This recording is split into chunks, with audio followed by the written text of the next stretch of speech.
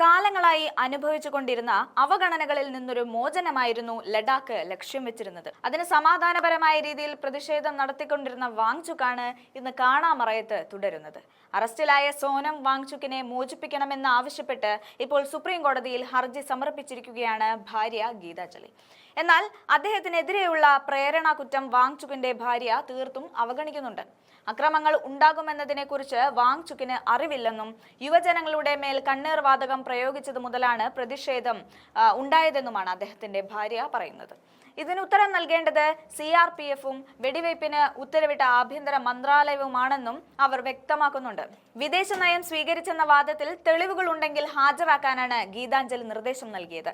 വർഷങ്ങളോളമായി പ്രവർത്തിക്കുന്ന വിദ്യാർത്ഥി സംഘടന ദേശസുരക്ഷയ്ക്ക് ഭീഷണിയാണെന്ന് പറയുന്നത് ബാലിശമാണെന്നും അവർ വ്യക്തമാക്കുന്നുണ്ട്. സെപ്റ്റംബർ 26-ന് ലഡാക്കിലെ വീട്ടിൽ നിന്ന് ദേശീയ സുരക്ഷാ നിയമം ചുമത്തി അറസ്റ്റ് ചെയ്യപ്പെട്ട സോനം വാങ്ചുക്ക് കഴിഞ്ഞ കുറച്ച് ദിവസങ്ങളിലായി രാജസ്ഥാനിലെ ജോധ്പൂർ സെൻട്രൽ ജയിലിലാണ് കഴിയുന്നത്.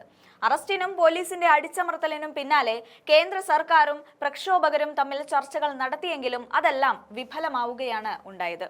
ഇത്ര വലിയ പ്രതിഷേധങ്ങൾ സൃഷ്ടിച്ചതിന് പിന്നാലെ പ്രധാന ശക്തി കേന്ദ്രം വാങ്ചുക്ക് ആണെന്നാണ് അധികൃതരുടെ ആരോപണം. എന്നാൽ സമവായ ചർച്ചയ്ക്കുള്ള ശ്രമങ്ങൾ പുരോഗമിക്കുമ്പോഴും സോനം വാങ്ചുക്കിനെ മോചിപ്പിക്കാതെ കേന്ദ്ര സർക്കാരുമായി ഒരു തരത്തിലുള്ള ചർച്ചയില്ലെന്ന തീരുമാനത്തിൽ തന്നെയാണ് കാർഗിൽ ഡെമോക്രാറ്റിക് അലയൻസ്. രാജ്യദ്രോഹി എന്ന മുദ്രകുത്തി ലഡാക്കിന്റെ വിദ്യാഭ്യാസത്തിനും പരിസ്ഥിതിക്കും ജനങ്ങളുടെ ക്ഷേമത്തിനും വേണ്ടി പ്രവർത്തിച്ച വാങ്ചുക്കിനെ നിശബ്ദനാക്കി ജയിലിൽ അടച്ചതിൽ കടുത്ത പ്രതിഷേധമാണ് ഇപ്പോൾ പല ഭാഗങ്ങളിൽ നിന്നായി ഉയരുന്നത്.